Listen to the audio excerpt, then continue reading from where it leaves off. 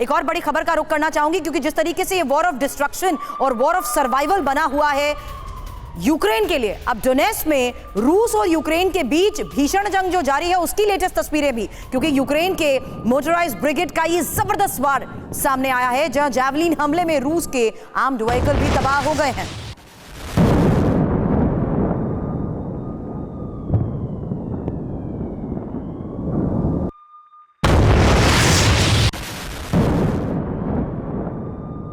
एक और तस्वीर आपके सामने होगी, जहां देखिए यूक्रेनी सैनिक किस तरीके से रात में ट्रेनिंग लेते नजर आए हैं। लेजर एंगेजमेंट सिस्टम के साथ ट्रेनिंग को लेकर यह अगली बड़ी खबर है।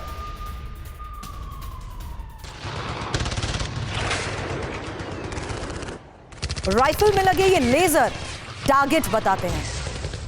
लेजर टारगेट के जिंदा और मरे हुए की जानकारी देते हैं।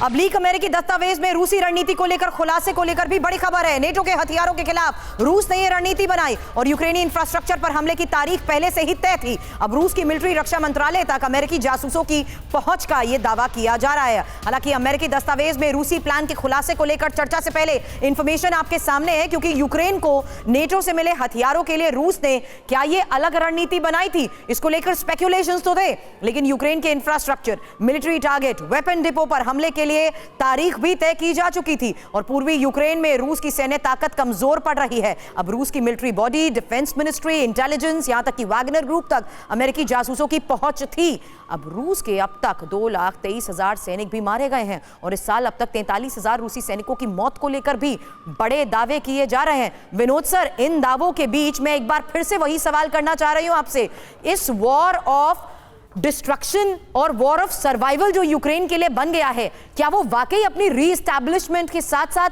ह्यूमैनिटेरियन एड के बारे में ज़ेलेंस्की सोच रहे हैं? क्योंकि आज तो उन्होंने एक बार फिर से भारत की तरफ भी रुख किया है।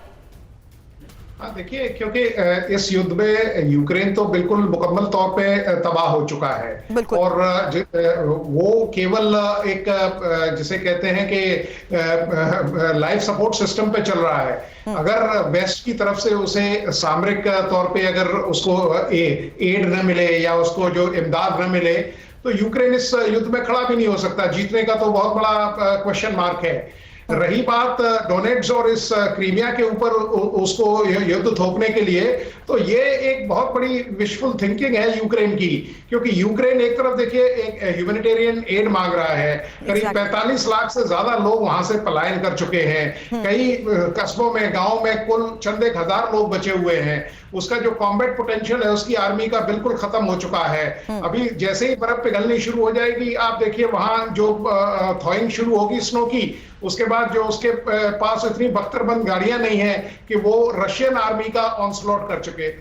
दूसरी चीज आपने खुद बताया था कि अब रशिया ने जो स्ट्रेटेजी रखी है वो यूक्रेन के जो टारगेट्स है उनको लॉन्ग रेंज डिलीवरी वेपन से एंगेज करेगा। वो डायरेक्ट कांटेक्ट में नहीं करेगा। तो उसके पास अब कोई विकल्प बचता नहीं है यूक्रेन के पास के वो वेस्ट से मदद मांगे। वेस्ट में भी आप देखिए दरारें होती जा रही हैं।